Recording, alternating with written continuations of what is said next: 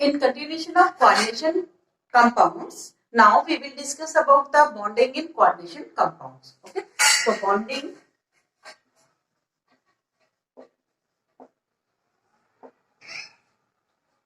in coordination compounds. Some questions are not satisfied with the Werner's theory, like why certain elements, only certain elements form coordinate compounds, and what are the magnetic character of them, and how stable they are, and one more, the color of the coordination compounds, and even geometry also. So Werner theory ने geometry भी नहीं explain किया, stability भी नहीं, colors भी नहीं, magnetic property भी नहीं explain की. So for solving these questions, some of the theories we will discuss. Okay, so all these questions solved by the VBT, VBT, CFT, LFT and MOT. Okay, ये सारी theories से उनके ये properties को explain किया गया है. आपके सिलेबस में सिर्फ ये दो थ्योरीज हैं, ये और हायर स्टडीज में होती हैं. ठीक है, valence bond theory and crystal field theory. So आपको दो थ्योरीज पढ़नी है. ठीक है, so valence bond theory actual अब बेसिकली देखा जाए तो हाइब्रिडाइजेशन पे बेस्ड है. And what is hybridization? Actually hybridization is the mathematical manipulation of atomic orbitals which is involved in bonding. ठीक है, तो बॉन्डिंग के समय जो भी ऑर्बिटल्स उनका वेव फंक्शन का मैथमेटिकल एक्सप्रेशन मैनिपुलेशन है. ठीक है, वेव फंक्शन का. और एटॉमिक ऑर्बिटल्स को अपने एटॉमिक स्ट्रक्चर में पढ़ा हुआ ना वेव फंक्शन, तो उस वेव फंक्शन का मैथमेटिकल मैनिपुलेशन है. उस इक्वेशन का वेव इक्वेशन पढ़ी थी ना अपने श्रोडिंगर वेव इक्वेशन, उसका मैनिपुलेटेड फॉर्म है. ठीक है, तो वो हाइब्रिडाइजेशन मतलब ये टोटली हाइपोथेटिकल है. ठीक, तो इसमें हम उसके अपने ज्योमेट्री की डिस्कशन कर सकते हैं, उसका अपना मैग्नेटिक प्रॉपर्टी का डिस्कशन करेंगे. So first we will discuss about the VBT, valence bond theory. Valence bond theory. ठीक, as per valence bond theory, how the hybridization will occur, so we can guess the geometry of that molecule, like square, planar, octahedral, tetrahedral. Okay, तो ये geometry उनकी होती है, हम इसके बारे में डिस्कस करेंगे. So when a metal atom have a geometry of square, planar or octahedral and tetrahedral, on the basis of hybridization we can clear all the things. So first, suppose we will take cobalt whole 6, this ion. हम इस ion से discuss करते हैं पहले. ठीक है, okay. So cobalt having +3 oxidation state in this compound. Okay, इसकी X क्या है? 3 + 3, and basic electronic configuration of cobalt is 3d7 4s2. ठीक है, 3d7 4s2.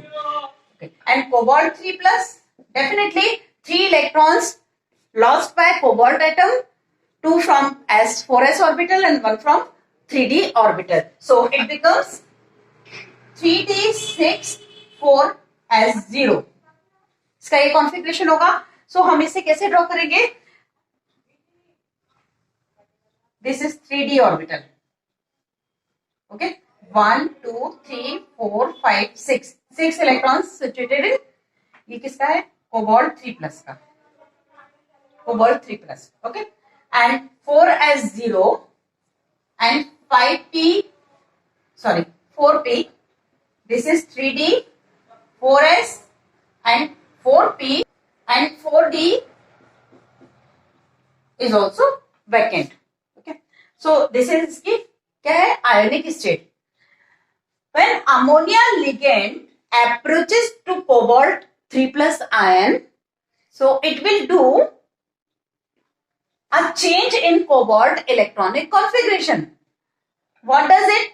It is the two electrons from d orbital is shifted to here and becomes paired.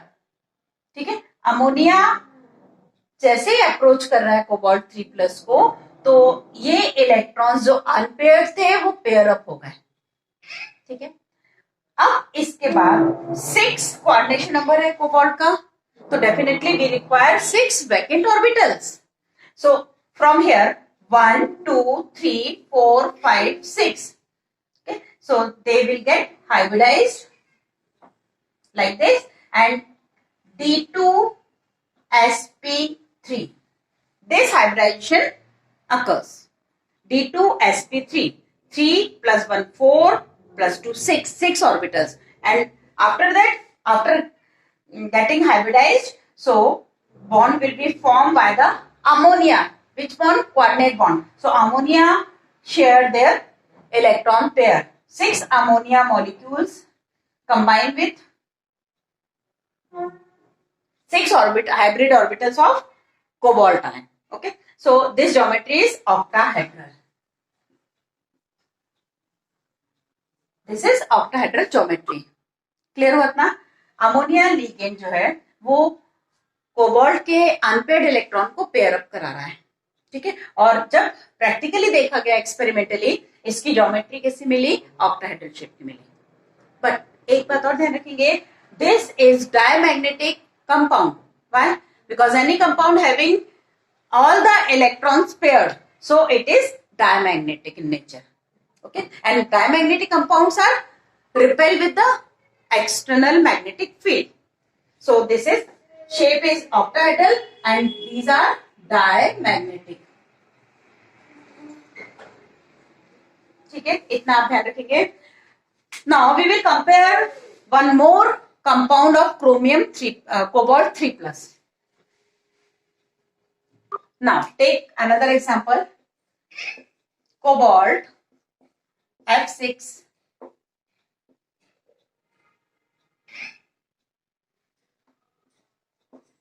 3-. Okay, so cobalt के oxidation state +3. Definitely आप X निकालेंगे तो +3 आएगा, तो इसकी oxidation state कितनी है? +3. तो same configuration behave again. So 3d6 1 2 3 4 5 6 electrons are present in 3d orbital, and S is vacant, P is also vacant. This is 4s, this is 4p, and 4d is also completely vacant. 4d. ठीक है, ये इसका configuration है जैसे पहले आपने देखा था. Now if 6 fluoride ions approaches to cobalt 3+ ion, so the unpaired electrons remains unpaired. Fluoride ion इन्हें पेयरिंग नहीं कराएगा. इसका इतना इफेक्ट ही नहीं है कि वो इन इलेक्ट्रॉन्स को पेयर करा दे. ठीक है, अमोनिया ने पेयर कराया था, बिल्कुल भी नेसेसरी नहीं है कि जितने भी लिगेंड हो वो सारे अनपेयर्ड इलेक्ट्रॉन को पेयर कराएं. ये उनका अपना नेचर है. लिगेंड के ऊपर डिपेंड करेगा ये कि पेयरिंग होगी या नहीं होगी. ठीक है, so in this case the fluoride ion 6 fluoride ions when they approaches to cobalt 3+ ion, so the 1 2 3 4 5 6 orbitals of cobalt getting hybridized, and the fluoride ion donate their electrons in sp3d2 hybrid orbitals.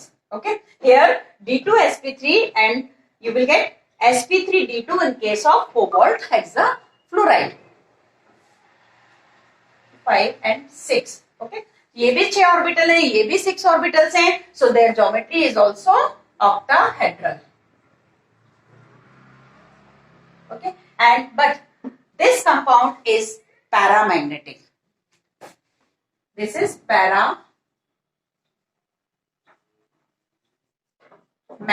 ये paramagnetic है, ये diamagnetic है. Both the cases having 3d6 configuration in cobalt +3 oxidation state. दोनों का configuration same था. ठीक है, तो अभी तक हम जो पढ़ रहे थे उसमें या बर्नर ने ऐसा कुछ भी नहीं बताया कि आयनिक फॉर्म में है तो वो हमेशा पैरामैग्नेटिक ही रहेगा या डायमैग्नेटिक. तो उसका पैरामैग्नेटिज्म या डायमैग्नेटिज्म लिगेंड पर डिपेंड कर रहा है. ठीक है, तो ये ऑक्टाहेड्रल है, ये भी ऑक्टाहेड्रल है, तो सिर्फ ज्योमेट्री से आप नहीं बता सकते हैं कि वो पैरा होगा कि डाय होगा. ठीक है, सो this is paramagnetic and sp3d2 d2sp3.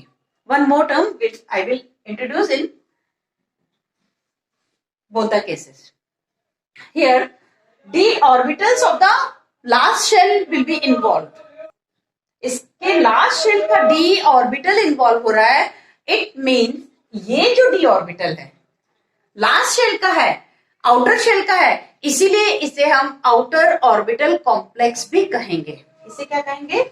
Outer orbital complex. In this case, inner d will be involved, so it is called inner orbital complex. This is inner orbital complex. ठीक है, inner orbital complex and this is outer orbital complex. And in this case, spins are not cancelled by the electrons. इसमें spin cancel नहीं हो रही है क्योंकि pairing नहीं हो रही है ना, पेयरिंग नहीं हो रही है, तो यहां पर स्पिन हमें फ्री मिल रही है. ठीक है, तो इसे हम स्पिन फ्री और हाई स्पिन कॉम्प्लेक्स भी कहेंगे. तो next name is spin free और हाई स्पिन कॉम्प्लेक्स. ठीक है, इसमें क्या हो रहा है? पेयरिंग हो रही है ना, या लो स्पिन. जरूरी नहीं है कि यहाँ 6 होते. सपोज यदि किसी आयन में 5 इलेक्ट्रॉन्स होते और पेयरिंग होती तो one electron will remain unpaired. So one electron will remain unpaired. So in this case low spin है ना, तो हम इस केस में क्या कहेंगे? स्पिन पेयर्ड और लो spin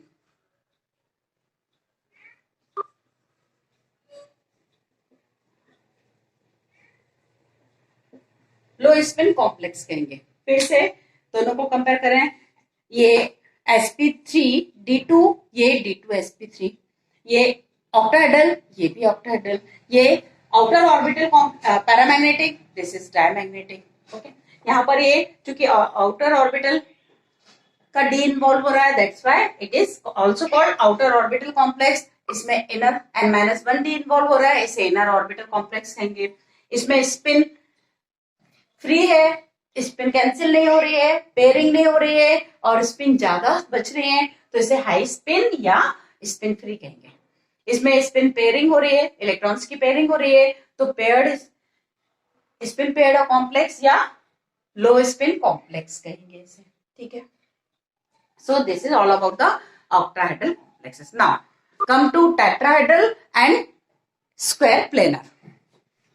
Next is third example is for tetrahedral. Okay, so example is nickel Cl4 2-. Okay, calculate the oxidation state of nickel. Nickel is +2. Okay, nickel present in +2 oxidation state in this compound. Okay. So electronic configuration of nickel is 3d8 4s2. Okay, but in case of nickel 2+, 2 electrons from s orbital, 4s orbital has been lost, so it becomes 3d8. Clear? Now the structure of orbital structure is nickel 1 2 3 4 5 6 7 8. This is 3d and 4s. ये किसका है? nickel 2+. Okay, so s remains 0. P and D. ये है 4D, this one is 4P. Okay. Now, when chloride ion approaches to nickel 2 plus ion, so they will involve their lone pair from here only, sp3. Okay. So sp3 hybridization will occur and the geometry is, अब क्या होगा, ये chloride ion ने sp3 hybridise, इसकी presence में जब ये approach कर रहे हैं निकेल के ऑर्बिटल्स sp3 हाइब्रिडाइज होंगे. Why? Because chloride ion not having such capacity to pair of the electrons. ठीक है. So it will share from sp3 orbitals. ठीक है. So sp3 hybrid orbitals bonded with the 4 chloride ions. Okay. And geometry is tetrahedral. ठीक है. Shape इसका क्या हो गया? Tetrahedral. And it has magnetic character. Okay. So this is paramagnetic. Okay. This is paramagnetic. Fourth is tetrahedral, square planar geometry. Okay.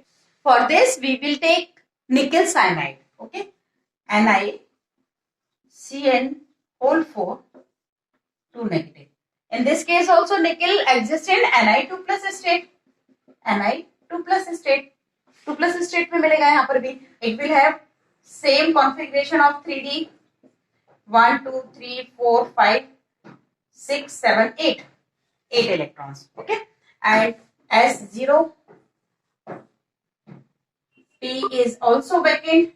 This is 4S, 4P and 4D is also vacant. Okay. But when cyanide ion approaches to nickel 2 plus ion, so pairing of electron will be occur and this electron shifted to this orbital. Okay. So new configuration is 1, 2, 3, 4, 5, 6, 7, 8. ठीक है. ये क्या है? 3D.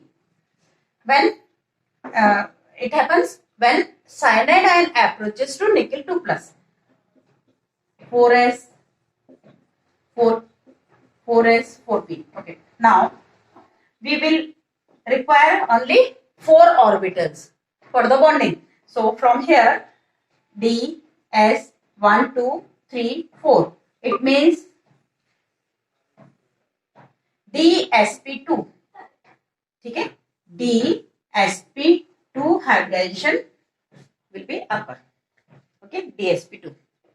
So it is square planar. ठीक है. ये square planar होगा and all the electrons exist in pairing. ठीक है. सब पेयरिंग में दिख रहे हैं. So it is diamagnetic. ठीक है. ये डायमैग्नेटिक है.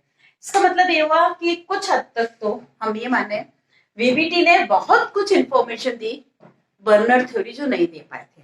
उन्होंने उनका शेप ज्योमेट्री बताया, इवन उनका मैग्नेटिक कैरेक्टर भी बताया. ठीक है. बट उसके बाद भी अभी भी कुछ लैकिंग थी इस थ्योरी में. वो ये कि क्लोराइड ने पेयरिंग नहीं कराई, साइनाइड ने पेयरिंग करा दी, अमोनिया ने पेयरिंग कराई, क्लोराइड ने नहीं कराई. तो ऐसा क्या क्राइटेरिया है या कैसे पता चलेगा, या कुछ तो और भी ऑर्बिट लिगेंड्स होना चाहिए जो ऐसा कराते हैं. तो नेक्स्ट थ्योरी है crystal field theory. Crystal field theory ने कुछ हद तक इस बात को क्लियर किया कि कौन से लिगेंड्स पेयरिंग कराएंगे और कौन से नहीं कराएंगे.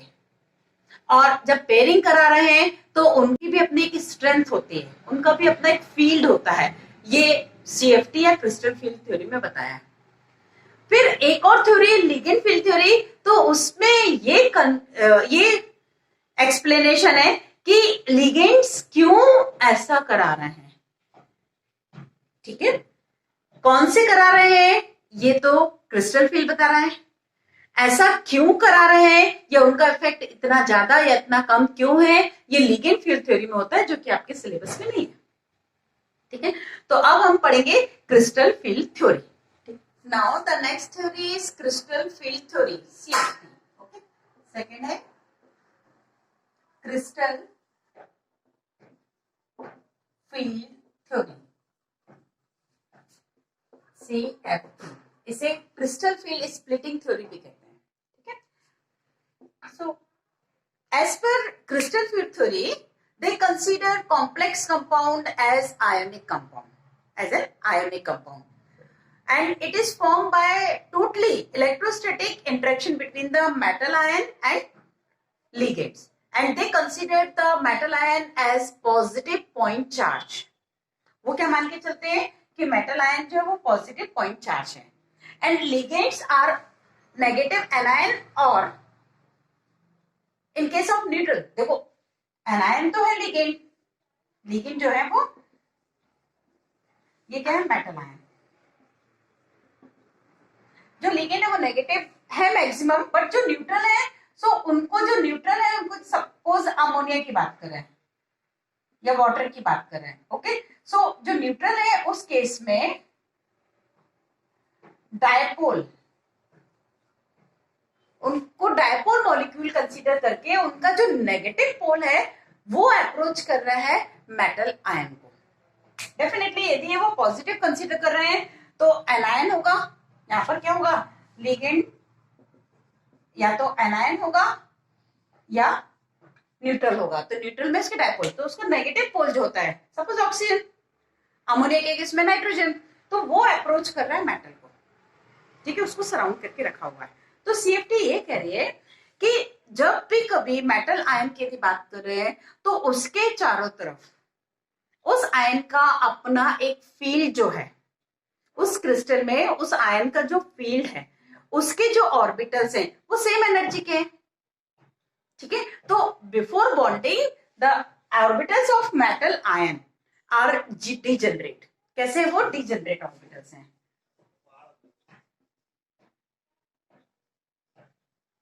वो डिजनरेट ऑर्बिटल्स हैं, मतलब सेम एनर्जी के हैं। But when these ligands approaches to metal ion, so degeneration or symmetry of the field will be disturbed। उनकी सिमेट्री, पहले तो सिमेट्रिकल फील्ड था उसके चारों तरफ, अब क्या हो रहा है, जैसे ही अप्रोच कर रहे हैं तो उसकी सिमेट्री डिस्टर्ब हो रही है, एसिमेट्रिक हो जा रहा है वो। और होता क्या है, उस लिगेंड की एक कुछ स्ट्रेंथ होती है, उसकी कैपेसिटी होती है, उसकी एक स्टेमिना होती है, जिसके अकॉर्डिंगली वो ऑर्बिटल्स की स्प्लिटिंग हो जाती है। स्प्लिटिंग मींस किस में, वो 5 ऑर्बिटल्स जो डी के हैं वो कुछ सेट में डिवाइड हो जाते हैं। ठीक है, उनके 2 सेट बन जाते हैं, कभी कभी कुछ में, जैसे स्क्वायर प्लेनर में 2 से ज्यादा सेट बनेंगे, है ना। तो इस तरह से उनमें सेट, आपके सिलेबस में ऑक्टाहेड्रल और टेट्राहेड्रल ज्योमेट्री है, उसका CFT में आपको पढ़ना है। ठीक है, तो ये क्या हो जाएंगे, स्प्लिटिंग हो जाएगी। तो सबसे पहले तो जब मेटल आयन, ये डी है, ठीक है, अब जैसे ये लिगेंड इसको अप्रोच करने लगते हैं बॉन्ड बनाने के पहले, थोड़ा सा इनकी एनर्जी हाई हो जाती है, इनकी एनर्जी हाई हो गई, बाकी ये है डिजनरेट अभी भी। बट जैसे ही लिगेंड इनके फील्ड में आता है तो इनका जो फील्ड एसिमेट्रिक होता है, उसके बाद इसमें स्प्लिटिंग हो जाती है। तो या तो आप इस तरह की स्प्लिटिंग देखेंगे कि 3 orbitals among 5 d orbital having higher energy and 2 orbitals having lower energy। But इनका जो सम है वो टोटल, इसकी एनर्जी बढ़ेगी नहीं और ना कम होगी, वहीं पर रीअरेंजमेंट या रीडिस्ट्रीब्यूशन होगा एनर्जी का। मीन्स हम ये मान के चल रहे हैं, यदि ये एनर्जी लेवल होना चाहिए था तो इस केस में ये 3/5 हो जाएगी, 3/5 ज्यादा हो रही है, और यहाँ पर 2/5, ये दोनों टोटल एनर्जी अब देखेंगे तो ये सेम रहेगी। ठीक है, टोटल एनर्जी सेम रहेगी। तो इस तरह से स्प्लिटिंग हो जाती है। तो CFT एक आपको सीक्वेंस या एक ऑर्डर प्रोवाइड कर रही है, जिसमें वो ये बता रही है कि ये जो स्प्लिटिंग है, ये ऑर्बिटल्स के बीच का जो एनर्जी गैप है वो किस फील्ड से ज्यादा हो, किस लिगेंड ने ज्यादा करना है और किसने कम करना है। ठीक है, तो जो स्ट्रॉन्ग लिगेंड होगा वो स्प्लिटिंग ज्यादा करेगा, जो वीक लिगेंड होगा वो स्प्लिटिंग कम करेगा। ठीक है, तो सीएफटी में आपको जो सीक्वेंस मिल रहा है उस सीक्वेंस को हम आपको बता देते हैं, वो कहलाता है स्पेक्ट्रोकेमिकल सीरीज। क्या कहलाएगा? Spectrochemical series. ओके, सो स्पेक्ट्रोकेमिकल सीरीज में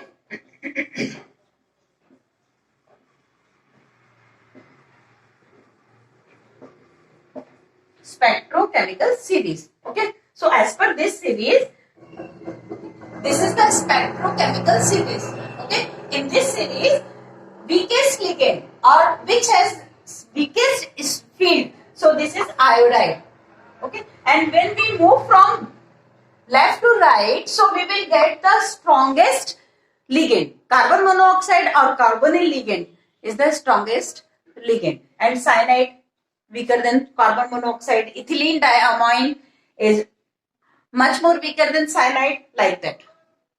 So जितने भी राइट साइड में लिगेंड्स हैं वो स्ट्रॉन्ग फील्ड है, मींस वो डी ऑर्बिटल्स की स्प्लिटिंग ज्यादा करेंगे। क्लियर है? तो इससे क्या होगा? ये गैप बढ़ जाएगा। ठीक, और गैप बढ़ने से जो इलेक्ट्रॉन्स फिल होना है वो नीचे, क्योंकि एनर्जी उनको चाहिए, हम तो अलग से एनर्जी प्रोवाइड नहीं कर रहे हैं, तो वो यहाँ पर पेयरिंग कर लेंगे। तो स्ट्रॉन्ग फील्ड लिगेंड आपने देखा था ना, कोबाल्ट के साथ में अमोनिया ने पेयरिंग कराया था। क्यों? क्योंकि इसका फील्ड स्ट्रॉन्ग था। तो स्ट्रॉन्ग फील्ड होने से गैप ज्यादा जब होगा तो इलेक्ट्रॉन्स पहले सिंगल सिंगल, जैसे इलेक्ट्रॉनिक कॉन्फ़िगरेशन बनाते समय जो भी इलेक्ट्रॉन फिलिंग के रूल होते हैं वो सारे यहाँ फॉलो होंगे। तो first the electron will goes to lower energy orbitals and after that higher energy पे जाएंगे। फर्स्ट रूल था। सेकेंड रूल आपने ये पढ़ा हुआ था उसमें कि पहले सिंगल सिंगल जाते हैं यदि डिजेनरेट ऑर्बिटल्स हैं। ओके, एक ही सबशेल के या सेम एनर्जी के ऑर्बिटल्स में पहले सिंगल इलेक्ट्रॉन जाता है, फिर पेयरिंग होती है। तो मान लीजिए यदि आपके पास 3 इलेक्ट्रॉन्स हैं, ओके, सो 1 2 एंड 3 इस तरह से जाएगा। Suppose you will have 5 electrons, so 3 4, then after 5th electron goes to higher energy level if splitting is higher. But in case of lower splitting, so the electronic configuration will be 1 2 3 4 5 like that. यदि splitting कम है तो pairing नहीं होगी, electrons यहां जा सकते हैं, और स्प्लिटिंग यदि हाई है तो पेयरिंग होगी, फिर बाद में ऊपर आप लिखेंगे। इतना क्लियर हुआ? सो अब इन केस ऑफ ऑक्टाहेड्रल, ऑक्टाहेड्रल के केस में स्प्लिटिंग इस तरह से होगी, मींस ये ऑर्बिटल्स हायर एनर्जी लेवल के हैं और ये लोअर एनर्जी लेवल। क्लियर है? तो ये क्या है? इनका नाम है T2G, T2G, और इनका नाम है EG। ऑक्टाहेड्रल के केस में 3 orbitals having higher energy and 2 orbitals having lower energy, तो ये EG और ये T2G होंगे। तो ऑक्टाहेड्रल के केस में EG ऑर्बिटल्स होते हैं वो होते हैं dx² y² एंड dz²। ठीक है, ये लोअर एनर्जी के होंगे ऑक्टाहेड्रल के केस में। और जो T2G ऑर्बिटल्स होंगे, आप बिल्कुल कंफ्यूज नहीं होंगे, इसका जस्ट अपोजिट टेट्रा में होता है। ठीक है, तो इसे समझ लें तो आप वो लिख पाएंगे। ये होगा dxy dyz एंड dxz, ये सेट बनेगा। ठीक है, क्लियर है? बस इतना है कि पेयरिंग एनर्जी यदि स्प्लिटिंग एनर्जी से कम है तो पेयरिंग हो जाएगी। फेवर किसको होगा? पेयरिंग को। जो लोअर एनर्जी की स्टेट होती है वो फेवरेबल होती है। ठीक है, अब इन case of tetrahedral, so tetrahedral case में क्या होगा? These 5 orbitals will be splitted as 2 orbitals remain in higher case and 3 are in lower case. So these are the EG orbitals and these are the T2G orbitals. Clear? ठीक है, तो इस तरह से ये टेट्राहेड्रल शेप है, वो octahedral shape होगा। क्लियर है? Next, the last topic is bonding in metal carbonyls. Okay, metal carbonyls. Okay, bonding in metal carbonyls. Okay, metal carbonyls are the strongest coordination compound among all the complex compounds. सबसे ज्यादा stable होते हैं। Why? Because of the bonding. So they have synergic bonding. They have synergic bonding. Okay? आपने इसके पहले bonding नहीं पढ़ी है ना, 11th में पढ़ी है ना 10th में पढ़ी है. ओके, तो what is synergic bonding? Metals have vacant orbitals. Okay, metal के पास वैकेंटी ऑर्बिटल्स है एंड कुछ ऑर्बिटल्स फिल्ड भी होते हैं. So these are the filled orbitals. Okay, filled orbitals, and this is vacant orbital. This is vacant orbital, which will going to be participate in bonding. Okay, and suppose हम carbon monoxide, carbonyl, metal carbonyl की bonding आप पढ़ रहे हैं. So in case of metal carbonyl, carbonyl ligand having filled orbital along with vacant pi antibonding. These are the antibonding pi orbitals. Okay, and these are filled orbitals. ये इसके bonding filled orbitals and these are the antibonding pi orbitals. Okay, so they donate their electron.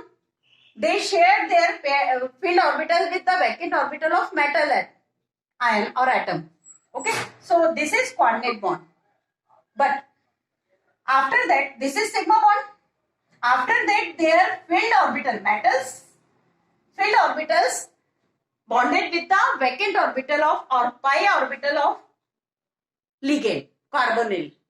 ठीक है, तो यहां पर एक और bond बनेगा. मीन्स मेटल और कार्बन मोनोऑक्साइड के बीच में दो बॉन्डिंग आपको मिलेगी. This is sigma and this one is pi bonding. Okay, so because of the double bond present in metal and carbon monoxide or carbonyl ligand, so this is a strong bond. यहां पर double bonding हो रही है, यहां back donation भी हो रहा है. ठीक है, तो सिग्मा एंड पाई दो बॉन्ड होने की वजह से मेटल कार्बोनिल्स और आर स्ट्रॉन्गेस्ट कॉम्प्लेक्स कंपाउंड्स. ठीक है, so all this the synergic bonding or bonding in metal carbon.